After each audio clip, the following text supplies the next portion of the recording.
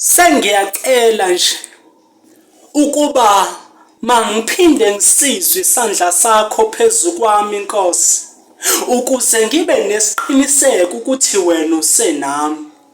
Phela indlela yami yenyuka kumnyama ngibonisa ukukhanya. uShilo ungithembisile wathi njengokuba waba nenceku yakho uMose kanjalo uzoba nami. You will never leave me nor forsake me. uShilo wathi nanoma ikuphi la engikhona wena uzoba nami. Nanoma ngidabula emanzini amakhula wayekungikhukhula ngokuba wena unami. Nanoma ngidlula ngidabula emlilweni angiyukuhamuka ngokuba wena unami.